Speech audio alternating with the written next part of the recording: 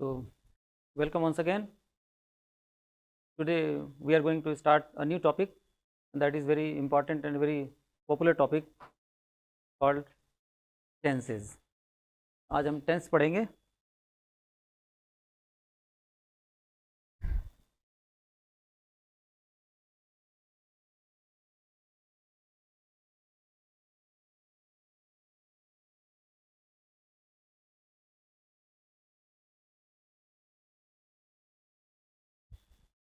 What is tense? आप शुरू से पढ़ते आए हैं छोटी क्लासेस से. टेंस क्या है? Tense is the form of a verb that shows time of an action. कोई भी सेंटेंस दिया हो तो उसमें जो एक्शन व्यक्त किया होता है उसका टाइम क्या है, टाइम पता चलता है टेंस से. और टेंस के 3 डिविजन्स हैं, ब्रॉड डिविजन्स हैं: प्रेजेंट, पास्ट एंड फ्यूचर.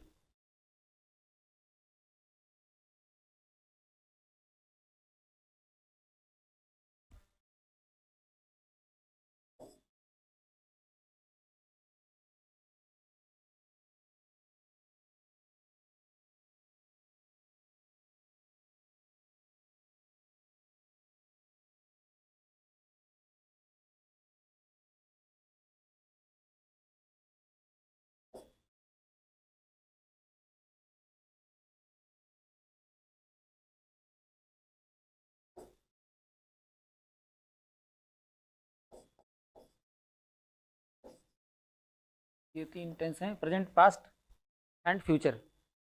और इनके आगे और सब डिविजन्स किए हुए हैं तीनों के, जिनके नाम इस प्रकार हैं. इनके 4 भाग किए हुए हैं तीनों के.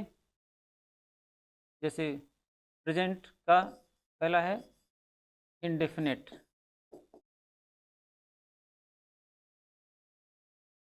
Present indefinite tense. फिर है प्रेजेंट कंटिन्यूअस टेंस. फिर है प्रेजेंट परफेक्ट. और उसके बाद है प्रेजेंट का परफेक्ट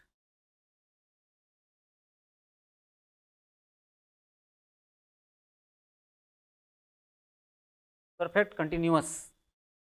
तो ये 4 पार्ट हैं. प्रेजेंट इंडेफिनिट, इसके सब पहले लग जाएगा present. Present indefinite, present continuous, present perfect और प्रेजेंट परफेक्ट कंटिन्यूअस टेंस. इसी तरह से जब हम पास्ट करेंगे तो पास्ट के भी 4 पार्ट हैं, यही नाम है: present, past indefinite, past continuous, past perfect और पास्ट परफेक्ट कंटिन्यूअस. और इसी प्रकार से फ्यूचर के भी 4 भाग हैं. और इनमें किसी किसी के डबल नाम भी हैं. जैसे इंडेफिनिट को अपन सिंपल भी बोलते हैं, इसको प्रेजेंट सिंपल भी कह सकते हैं या प्रेजेंट इंडेफिनिट टेंस. डिटेल में बताऊंगा इसके सब के बारे में. इसी तरह से जो कंटिन्यूअस टेंस है, इसका भी एक और नाम है, इसको बोलते हैं प्रोग्रेसिव.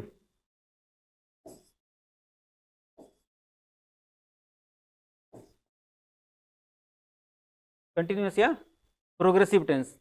तो इनके 2 नाम हैं, बाकी के एक ही हैं. तो कुल मिला के प्रेजेंट के 4 भाग हो गए. इसी तरह पास्ट के भी 4 हो गए और फ्यूचर के भी 4. टोटल 12 टेंसेज हो गए.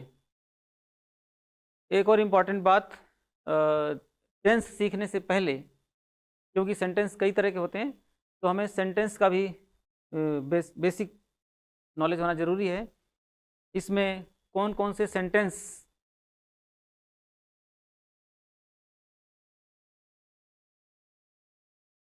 यूज होते हैं उनका भी ध्यान करना पड़ेगा.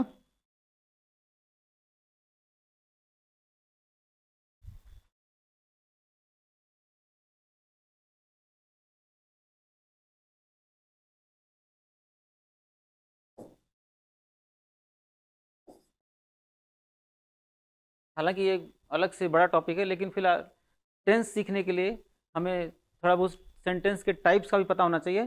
जितना भी ज़रूरी है फिलहाल उतना आपको बता रहा हूँ. 3 types of sentences are there: affirmative,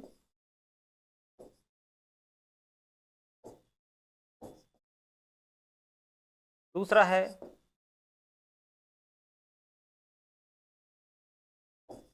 negative, और तीसरा है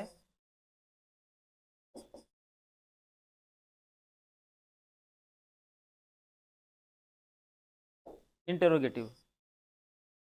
अफर्मेटिव मीन्स साधारण वाक्य, नेगेटिव मीन्स नकारात्मक, और इंटेरोगेटिव मीन्स प्रश्नवाचक। तो ये तीन तरह के सेंटेंस भी हर एक के साथ यूज होंगे, हर एक टेंस में करते समय हमें इनका ध्यान रखना पड़ेगा, तीन तरह के जो सेंटेंस होते हैं। इसके अलावा एक और चीज़ हमें ध्यान में रखनी पड़ेगी, वो है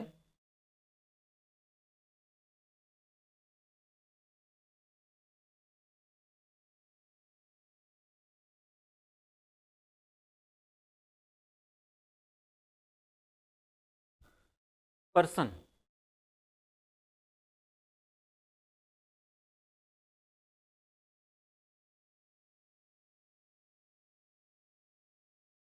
पर्सन क्या होता है, सुना होगा आपने, first person, second person, third person.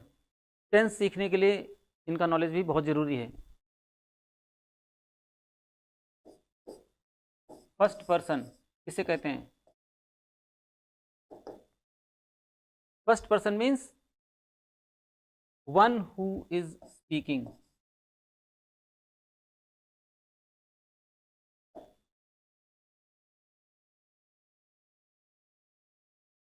जो बोल रहा है वो क्या है?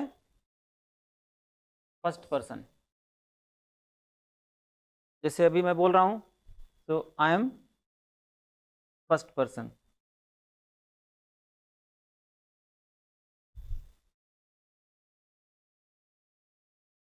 और अगर हम सारे बोल रहे हैं तो we, I and we, these are called first person. फिर है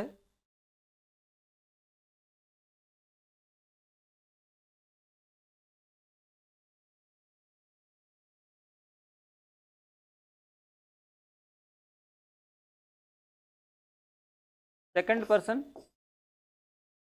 किसे कहते हैं?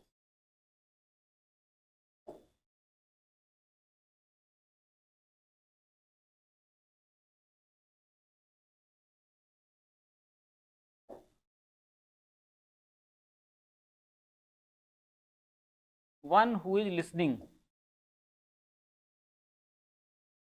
जो सुन रहा है। और थर्ड पर्सन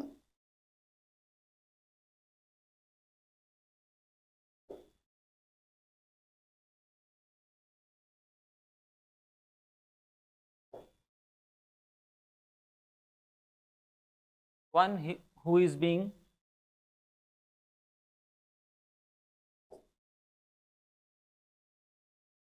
टॉक्ड अबाउट। ठीक है।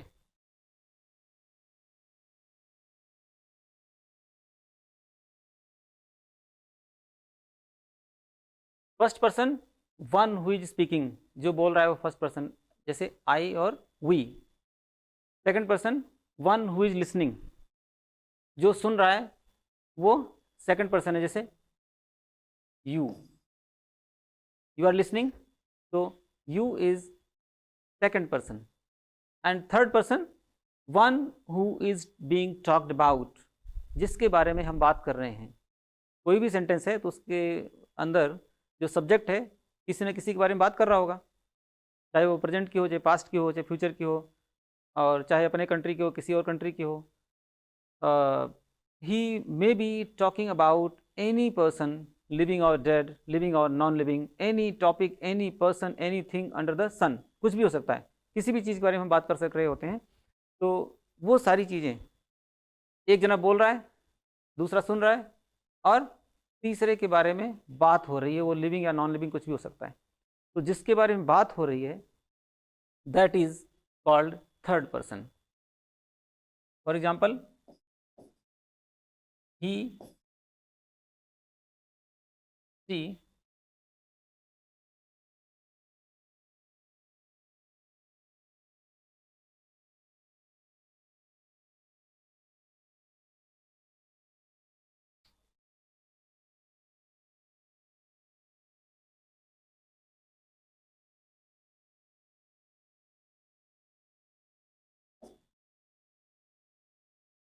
It, he, she, it,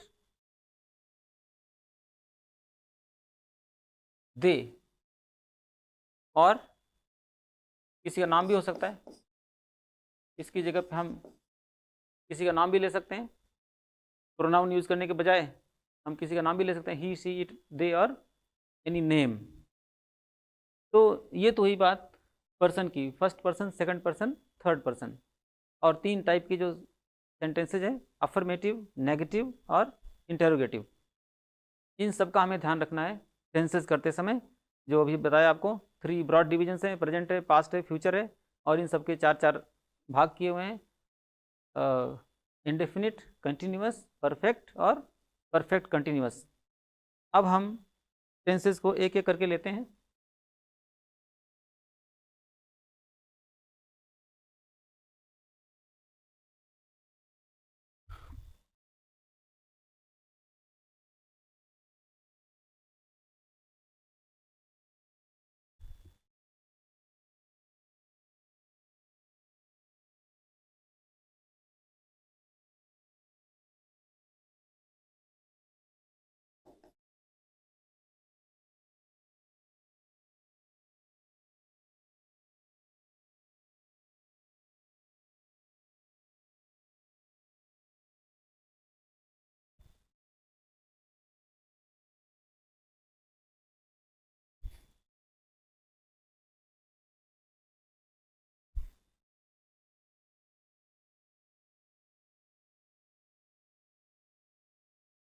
present tense, इसमें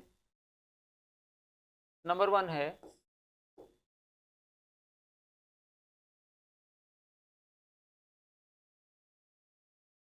present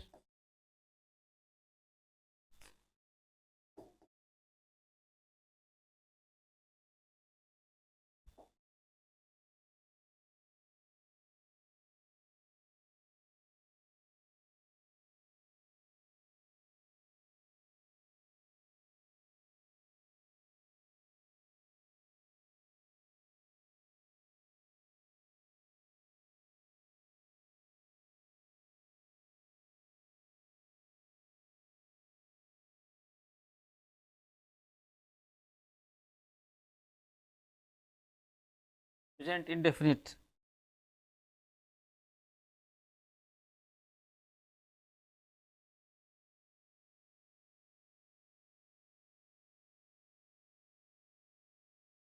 present indefinite tense, why it is called indefinite, present indefinite? Because the action that is shown in this tense belongs to the present time, and indefinite because nothing certain is known about it, इसके बारे में कुछ भी निश्चित पता नहीं है। कोई टाइम के बारे में, एक्शन कब होता है, कोई फिक्स टाइम नहीं है इसमें। सबसे पहले तो इसके रूल्स देखते हैं।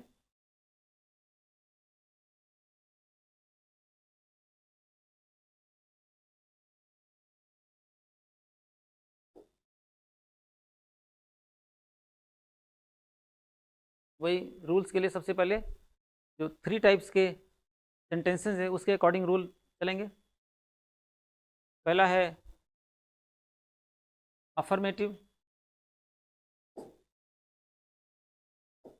साधारण वाक्य। अफर्मेटिव सेंटेंस अगर है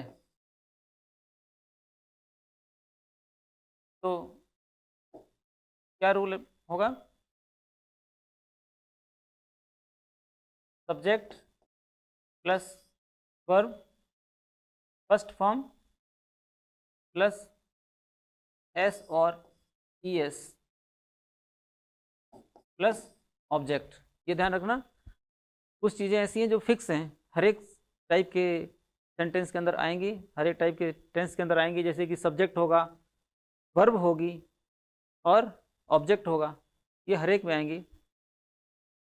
चेंज क्या होगा? हेल्पिंग वर्ब चेंज होगी और मेन वर्ब की फॉर्म चेंज होगी। तो हमें इसका ध्यान रखना है कि कौन से टेंस में कौन सी हेल्पिंग वर्ब लग रही है और जो मेन वर्ब है वो किस फॉर्म में है, फर्स्ट फॉर्म, सेकंड फॉर्म या थर्ड फॉर्म में, उसके ऊपर हमें फोकस करना है। तो प्रेजेंट इंडेफिनिट टेंस के अंदर जो अफर्मेटिव सेंटेंस होगा यानी साधारण जो वाक्य होगा उसमें ये पैटर्न रहेगा, सब्जेक्ट आएगा पहले, फिर वर्ब की फर्स्ट फॉर्म, फिर उसके साथ में एस अथवा ई एस लगा होगा और उसके बाद में ऑब्जेक्ट आएगा। नेगेटिव सेंटेंस होगा तो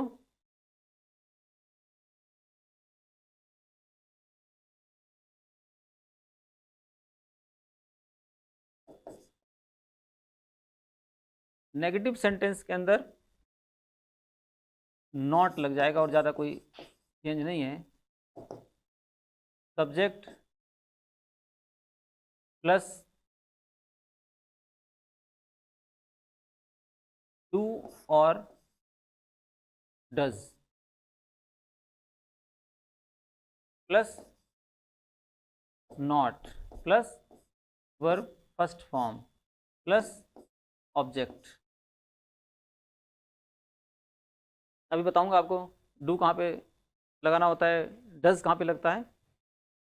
और तीसरा है इंटेरोगेटिव, प्रश्नवाचक। जो इंटेरोगेटिव सेंटेंस है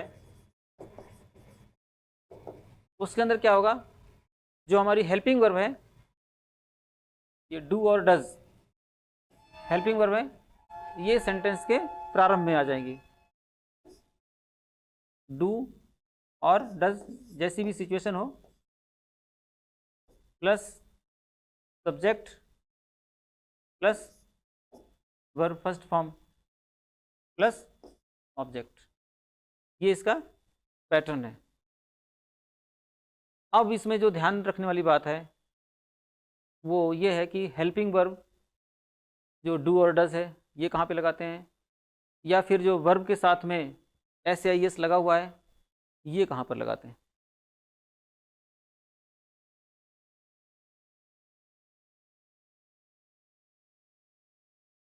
एस या एस जो लगा हुआ है और ये जो डज है इनका प्रयोग कहाँ पर होता है।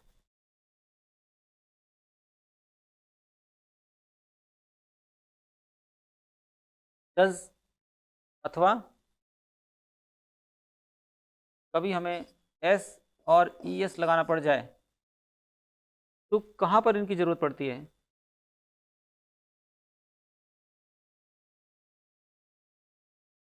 ये लगाया जाता है third person singular number, third person singular number. Person बताया था आपको, थर्ड पर्सन के अंदर कौन कौन से आते हैं, ही शी इट दे और नेम। तो इसमें सिंगुलर कौन कौन से हैं,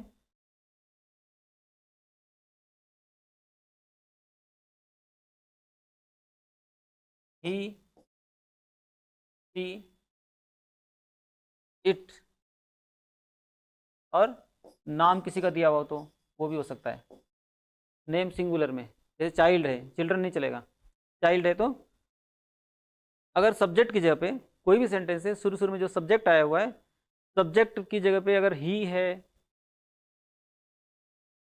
या शी है, इट है या किसी का नाम दिया हुआ है, तभी हमें वर्ब की जो फर्स्ट फॉर्म है उसके साथ में एस अथवा ई एस लगाना है। अगर इंटरोगेटिव सेंटेंस है तो उसी के साथ में डज लगाना है। ये देखना है कंट्रोल किसके हाथ में, ये पर्सन के ऊपर है। जो थर्ड पर्सन सिंगुलर नंबर है, ही शी इट अथवा नाम जो दिया हुआ है सिंगुलर, अगर वो है तभी हमें सोचना है कि हम एस आई एस लगाएं। साधारण वाक्य तो एस आई एस लग जाएगा वर्ब के साथ, और नेगेटिव है, नकारात्मक है तो डज नॉट लग जाएगा, और इंटेरोगेटिव है तो डज पहले आ जाएगा। ये ध्यान रखना है। इसके अलावा बचता क्या है, डू। डू किसके साथ लगता है, डू लगेगा, ये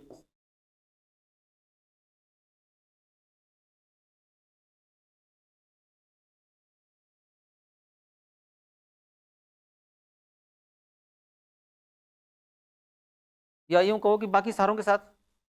इसके बाद बचा कौन सा, थर्ड पर्सन सिंगुलर निकाल दिया, तो पर्सन में जो बताया था आपको, फर्स्ट पर्सन, सेकंड पर्सन और थर्ड पर्सन प्लूरल, ये सारे हो गए।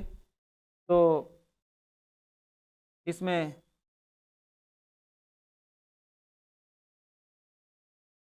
आई, वी, ये तो हो गया first person, you second person, और थर्ड पर्सन का प्लूरल बहुवचन, यानी कि दे और नेम में भी प्लूरल। अगर किसी का कोई नाम ले रहे हैं जो कि बहुवचन में, जैसे चिल्ड्रन है, ठीक है, तो नेम सिंगुलर नहीं, प्लूरल। इनके साथ हम डू का प्रयोग करेंगे। कब करेंगे, नेगेटिव सेंटेंस में डू नॉट, इंटरोगेटिव सेंटेंस में शुरू शुरू में डू आएगा।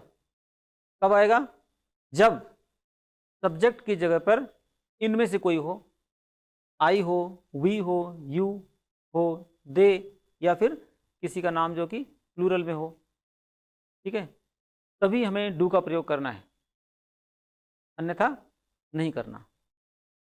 अब एग्जाम्पल लेके देखते हैं।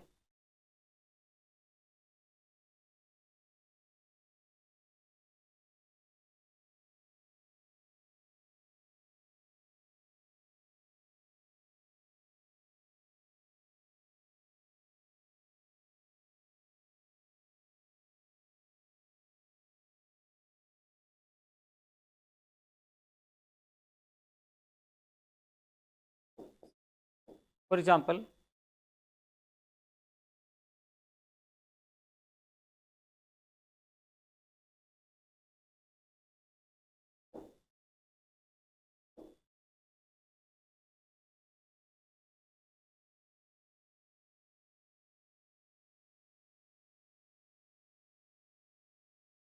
ही writes letter, he writes a letter, वह एक पत्र लिखता है।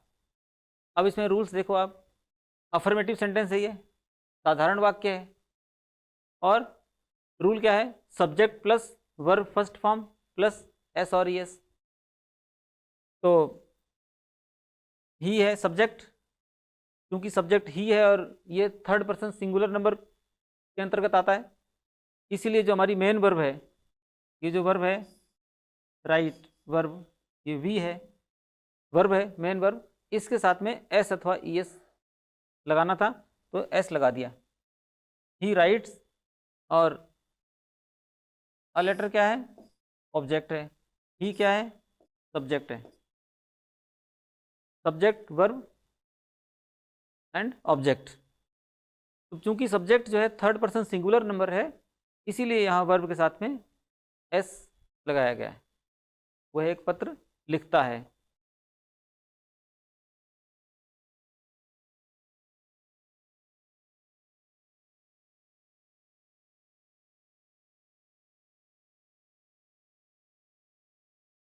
लता सिंग्स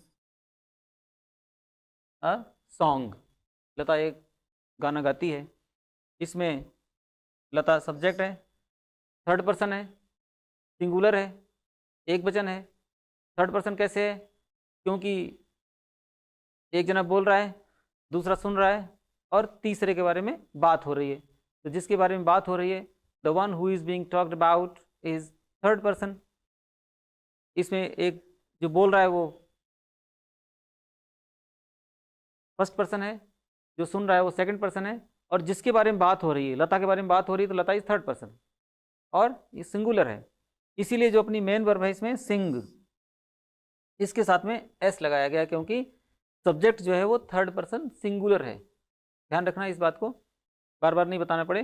लता सिंग्स, उसके बाद में ऑब्जेक्ट आ गया, Lata sings a song, a song क्या है?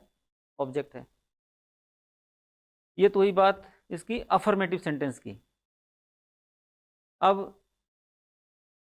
इसका लेते हैं एग्जांपल नेगेटिव का। इसी को अगर हमें नेगेटिव में कन्वर्ट करना हो तो क्या करना होगा?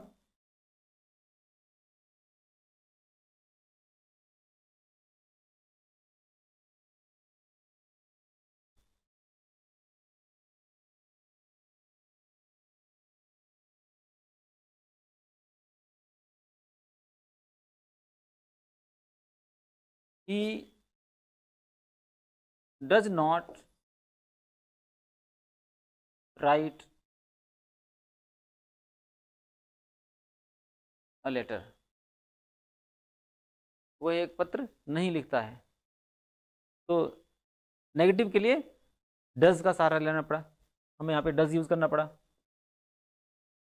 डज क्यों यूज किया, डू क्यों नहीं यूज किया? क्योंकि ये सब्जेक्ट जो है वो थर्ड पर्सन सिंगुलर नंबर है।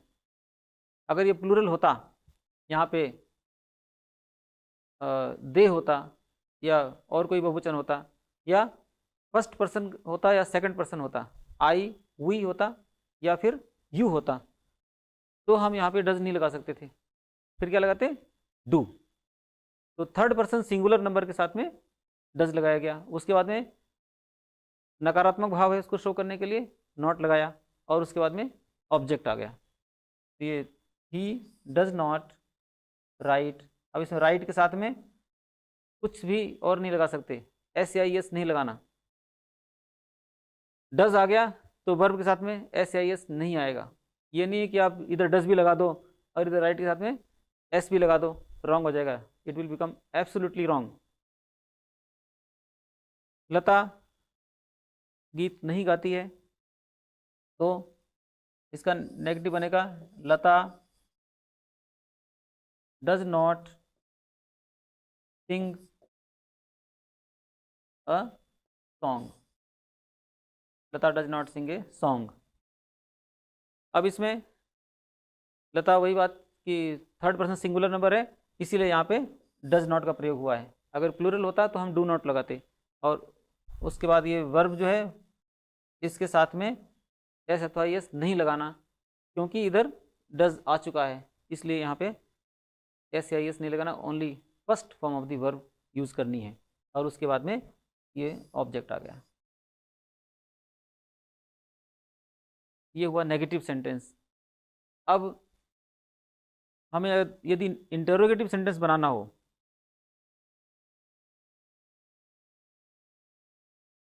इसी को इंटरोगेटिव में चेंज करना हो, तो क्या होगा? ये जो हेल्पिंग वर्ब है डू और डज, ये शुरू में आ जाएगी।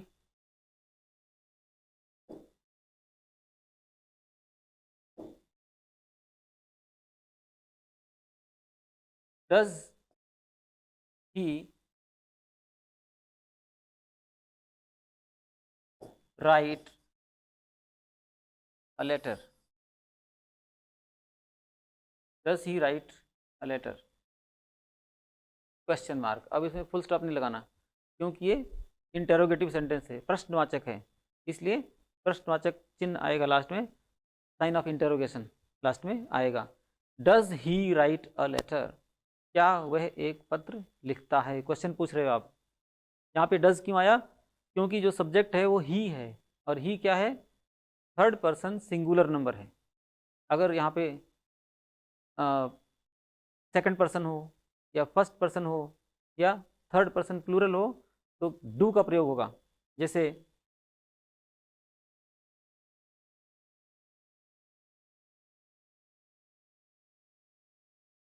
Do you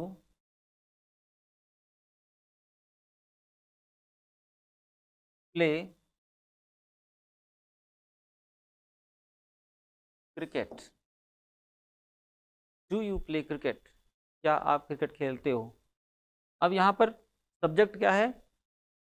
you. किस कैटेगरी में आता है? पर्सन क्या है इसका? सेकंड। क्योंकि ये सेकंड पर्सन है, इसलिए यहाँ पर जो हेल्पिंग वर्ब है हमारी इंटरोगेटिव बनाने के लिए वो है डू। यहाँ पे डू का प्रयोग हुआ है। बाकी चीज़ें वही रहेंगी। इधर जो वर्ब आ रही है, first form of the verb without any S और ई एस, इसके साथ में एस या ई एस नहीं लगाना है, क्योंकि उसकी जगह पे हम इधर डू या डज लगा चुके हैं। और उसके बाद में ऑब्जेक्ट आ गया और फिर साइन ऑफ इंटरोगेशन आ गया।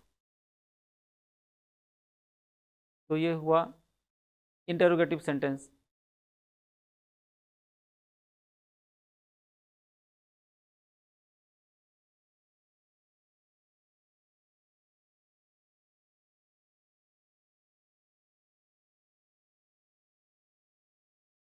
इसी तरह से और एग्जांपल भी ले सकते हैं इसमें।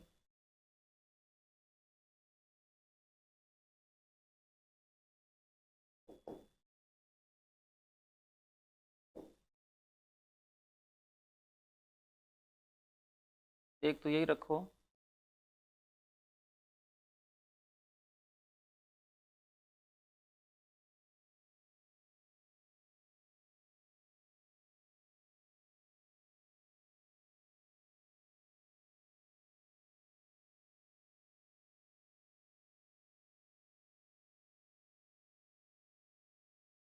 he writes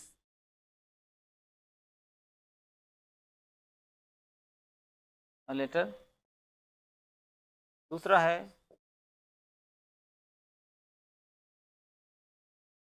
the sun rises in the east। सूर्य पूरब में निकलता है, the sun rises in the east. और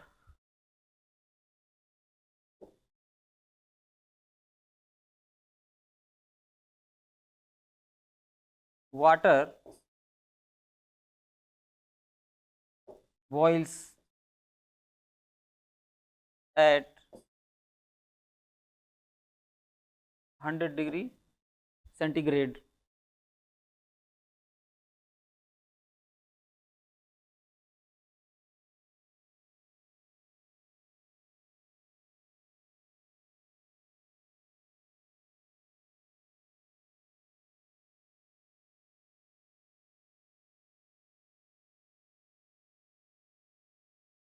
he goes to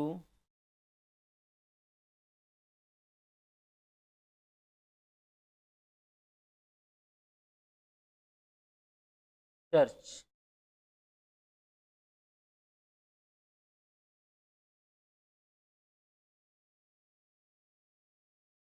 every Sunday।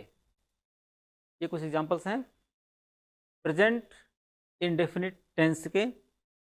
इसके अंदर जैसा कि आपको बताया 3 तरह के सेंटेंस आते हैं, अफर्मेटिव, नेगेटिव, इंटरोगेटिव। अफर्मेटिव के लिए subject plus verb first form plus S और एस प्लस ऑब्जेक्ट का प्रयोग होता है। नेगेटिव के लिए सब्जेक्ट प्लस डू और does plus not plus verb first form plus object. और इंटरोगेटिव के लिए हेल्पिंग वर्ब जो है हमारी डू और डज वो शुरू में आ जाएगी। ये इसके रूल्स हैं। अब सवाल ये है कि इनका यूज़ कब होता है।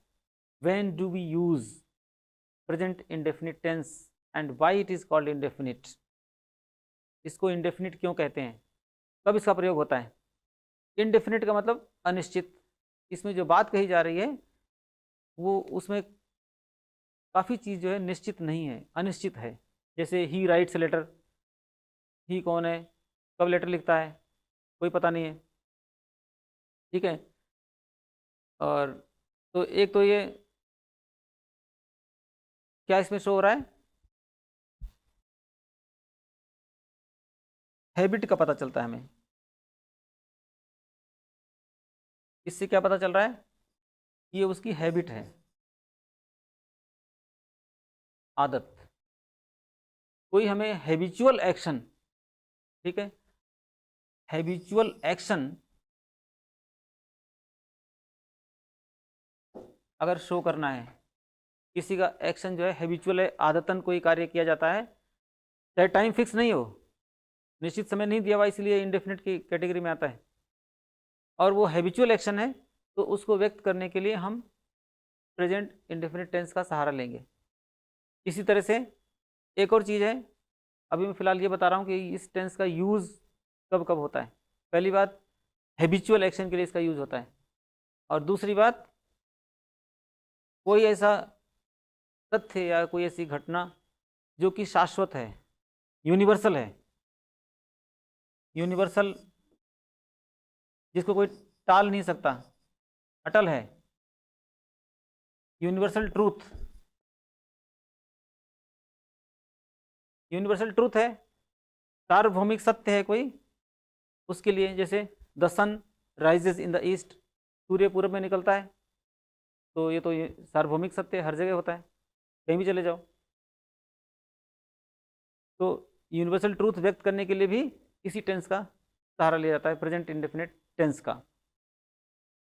और ये भी उसी तरह से इसके अंदर ही आता है, ये भी यूनिवर्सल ट्रूथ है।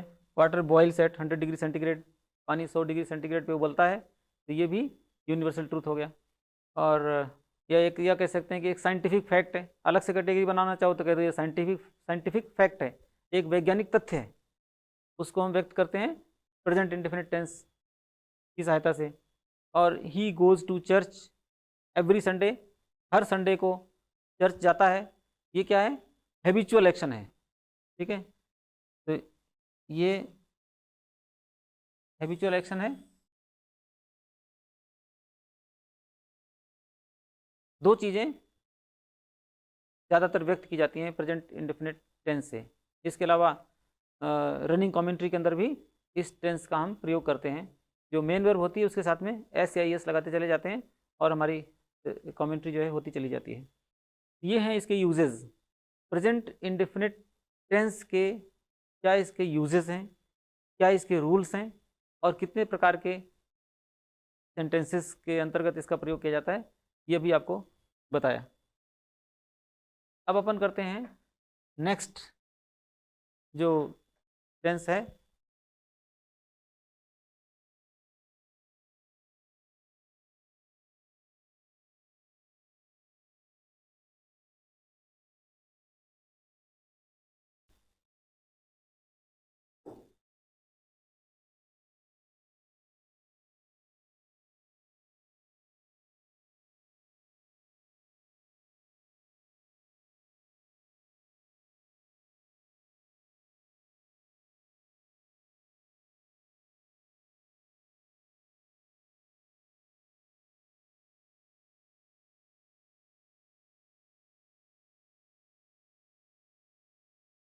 वो है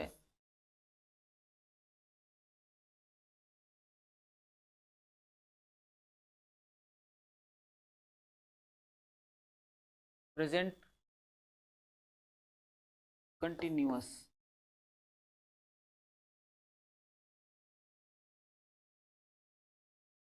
प्रेजेंट कंटिन्यूअस, NUOUS,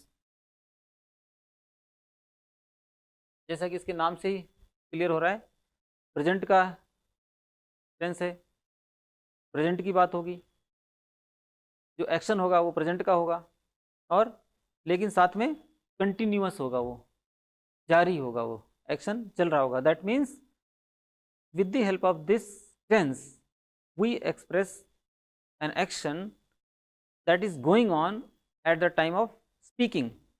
जब हम बोल रहे हैं उस टाइम वो एक्शन चल रहा है, ज़्यादातर 90% केसेस में। लेकिन कभी कभी वो एक्शन चल नहीं रहा होता है, कोई टेम्परेरी एक्शन होता है, उसको भी व्यक्त करने के लिए हम इस टेंस का सहारा लेते हैं। तो सबसे पहले इसके रूल्स देखते हैं।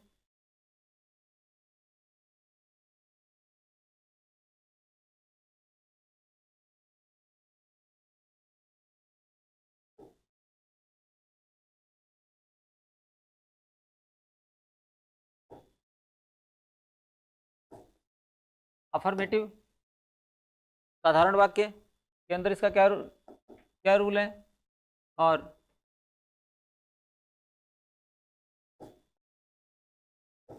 नेगेटिव के अंदर क्या रूल है, और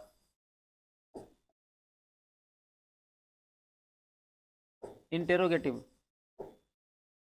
इंटेरोगेटिव के अंदर क्या रूल है। अफर्मेटिव सेंटेंस बनाने के लिए प्रेजेंट कंटिन्यूअस टेंस का सबसे पहले सब्जेक्ट आ गया,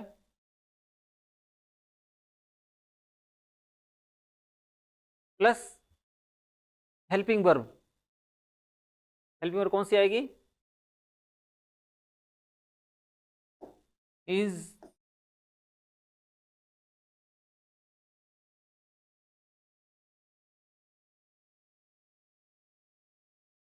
M,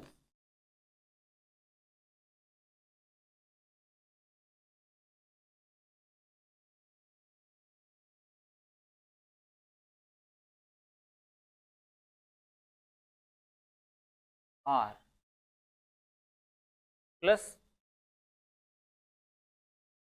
verb first form plus ING. इसको आईएनजी फॉर्म भी कह देते हैं। फर्स्ट तो ऐसे लिख दिया कि आईएनजी हमेशा फर्स्ट फॉर्म के साथ ही लगती है, कभी सेकंड या थर्ड फॉर्म के साथ हम आईएनजी नहीं लगाते। तो verb first form plus ING, और उसके बाद में ऑब्जेक्ट तो आएगा ही आएगा। ठीक है, सब्जेक्ट और ऑब्जेक्ट ये परमानेंट है, और इसमें इस टेंस के अंदर वर्ब की आईएनजी फॉर्म ये भी परमानेंट है। चेंज कहाँ हो रहा है? चेंज होगा हमारी हेल्पिंग वर्ब के अंदर, जो इज, एम, आर है, इसके अंदर चेंज होगा।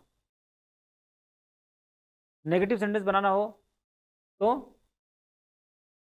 नॉट का प्रयोग होगा। कहाँ पर होगा? Subject plus is, am, are plus not plus verb ING form plus object. और इंटरोगेटिव सेंटेंस बनाने के लिए हेल्पिंग वर्ब जो है शुरू में आ जाएगी। सेंटेंस के प्रारंभ में ये जो हेल्पिंग वर्ब है, इज, एम और आर, ये शुरू में आ जाएगी। उसके बाद में सब्जेक्ट, फिर वर्ब की आईएनजी फॉर्म प्लस ऑब्जेक्ट। ये इसका कंस्ट्रक्शन है। अब ध्यान ये रखना है कि इज का प्रयोग कहाँ पे होता है, एम का कहाँ पर होता है, और आर का कहाँ पे होता है।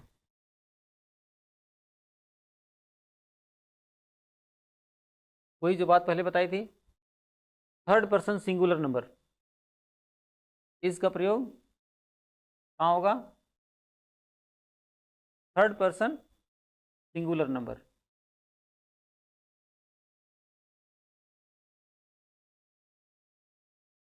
थर्ड पर्सन सिंगुलर कौन कौन से हैं?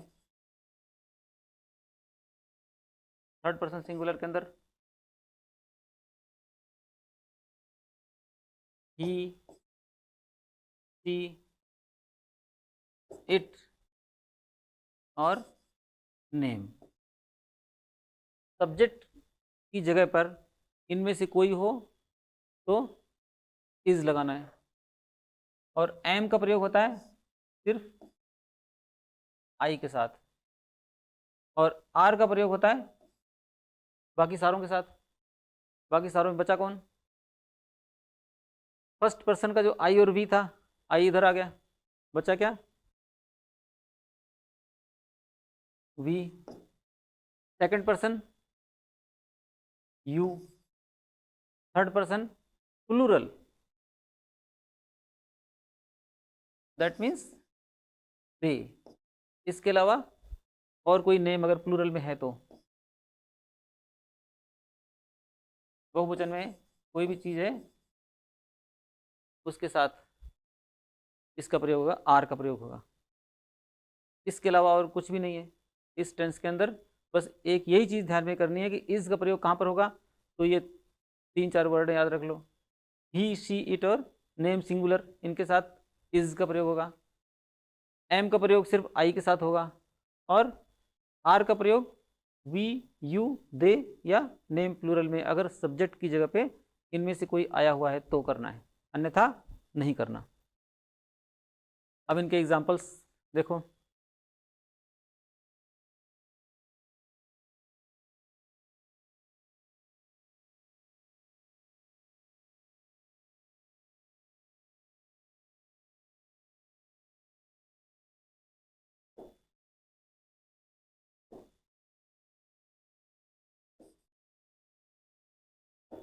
He is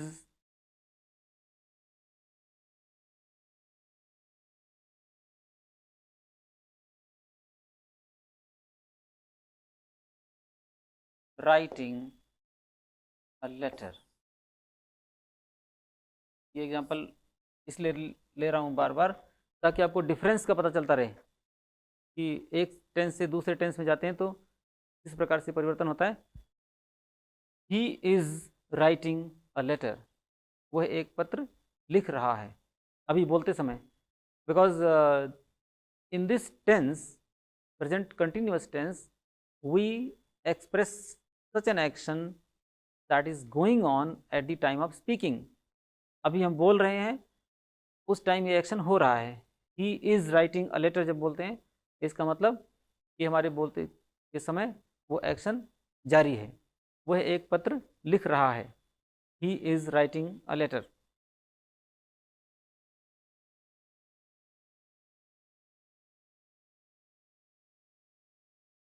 Lata is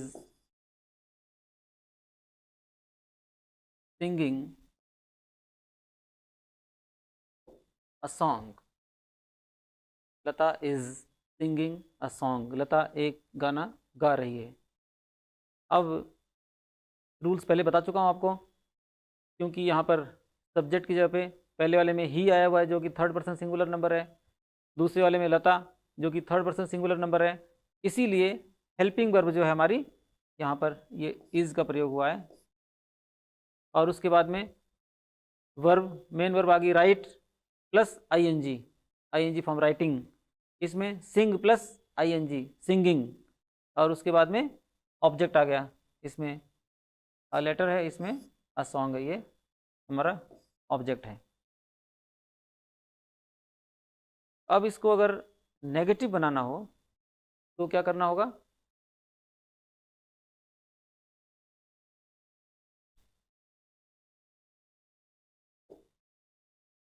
not लगाना है।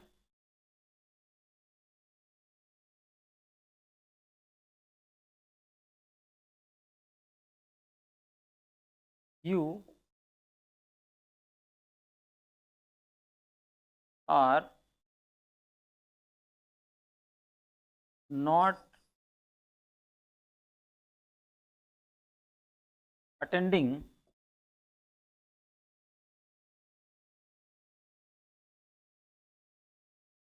your classes these days।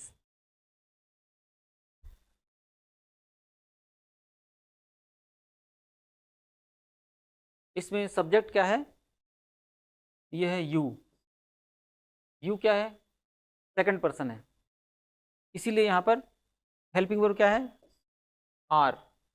Are का प्रयोग हुआ, ये हमारी सहायक क्रिया है, हेल्पिंग वर्ब। और मेन वर्ब है अटेंड, इसके साथ में आईएनजी आ गया। नेगेटिव बनाने के लिए नॉट आ गया। ऑब्जेक्ट कहाँ है? आप अपनी कक्षाएं अटेंड नहीं कर रहे हैं आजकल। क्या नहीं अटेंड कर रहे हैं? आपकी कक्षाएं, योर क्लासेस। योर क्लासेस क्या हो गया? ऑब्जेक्ट है। तो you are not attending your classes these days, आप आजकल अपनी कक्षाएं नहीं अटेंड कर रहे हैं। ये कौन से टेंस का एग्जाम्पल है? प्रेजेंट कंटिन्यूअस, प्रेजेंट का है और जो एक्शन जारी है। थर्ड पर्सन सिंगुलर नंबर होगा तो इज आएगा। उसके अलावा चाहे फर्स्ट पर्सन हो, सेकंड पर्सन हो या थर्ड पर्सन प्लूरल हो तो आर का प्रयोग होगा हेल्पिंग वर्ब की जगह पे।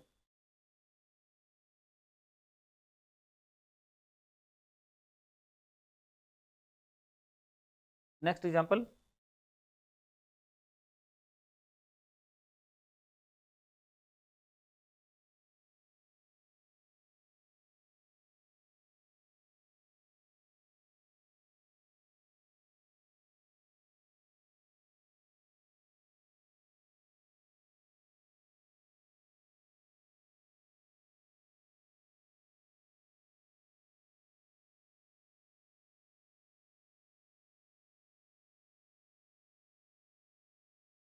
I am teaching you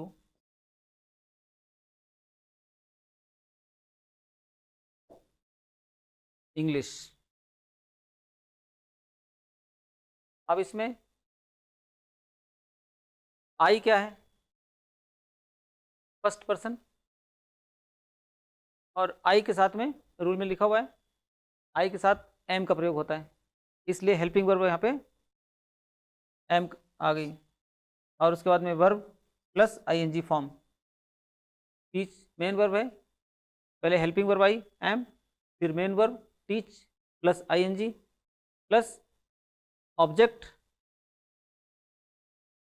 you और ऑब्जेक्ट इंग्लिश। इसके अंदर दो दो ऑब्जेक्ट हैं, ये बाद में बताएंगे आपको कि यहाँ किसी सेंटेंस में एक ऑब्जेक्ट आता है, किसी में दो आते हैं। एक भी ऑब्जेक्ट आ जाता है तो भी अपना काम चल जाता है। इसके अलावा इसमें अगर हमें नेगेटिव सेंटेंस बनाना हो तो हेल्पिंग वर्ब जो है वो शुरू में आ जाएगी।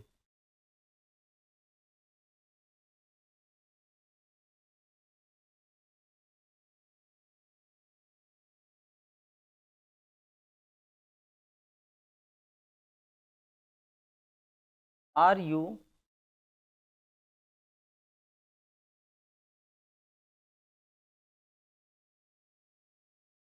प्रिपेयरिंग फॉर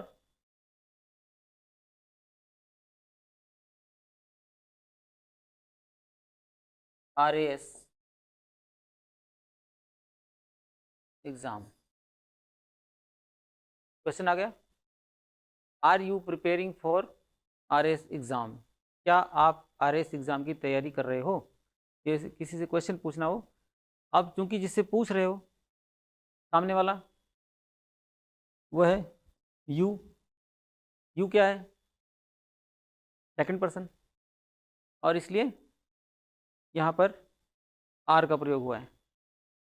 यदि यहाँ पर थर्ड पर्सन सिंगुलर नंबर होता तो हम इज का प्रयोग करते, और यहाँ पर आई होता तो एम का प्रयोग करते, अन्यथा सबके साथ आर का प्रयोग होगा। तो ये हुई बात प्रेजेंट कंटिन्यूअस टेंस की। इसमें ज़्यादातर 99% केसेस में हम वो एक्शन शो करते हैं जो कि अभी बोलते समय हो रहा है, जो भी कार्य अभी जारी है, बोलते समय भी चल रहा है, उसके लिए हम इसका प्रयोग करते हैं।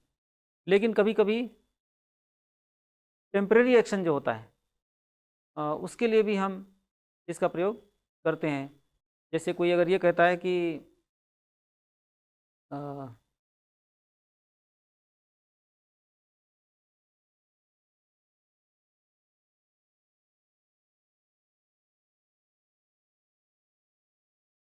I am reading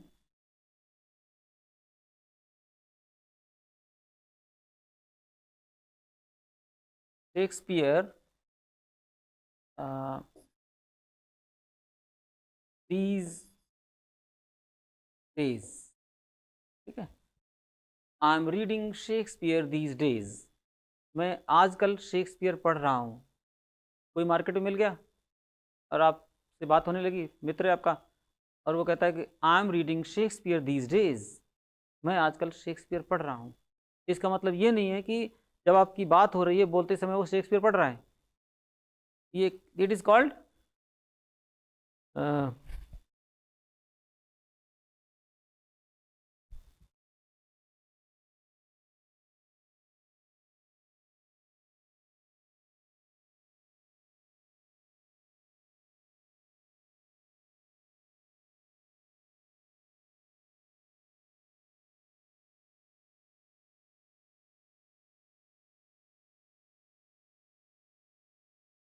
temporary action, ये एक्शन क्या है, टेम्परेरी है। ये जो रीडिंग वाला एक्शन है, it is not going on at the time of speaking, बोलते समय ये चल नहीं रहा है। It is just a temporary action, जब भी टाइम मिलता है वो पढ़ता है, शेक्सपियर पढ़ता होगा। तो इसके लिए भी टेम्परेरी एक्शन को शो करने के लिए भी हम प्रेजेंट कंटिन्यूअस टेंस का सहारा लेते हैं। ठीक है, इसके अलावा और कुछ भी नहीं है इसमें। प्रेजेंट कंटिन्यूअस टेंस में आपको आज इसमें प्रेजेंट इंडेफिनिट टेंस और प्रेजेंट कंटिन्यूअस टेंस के बारे में बताया। नेक्स्ट टेंस हम नेक्स्ट क्लास में करेंगे। Thank you.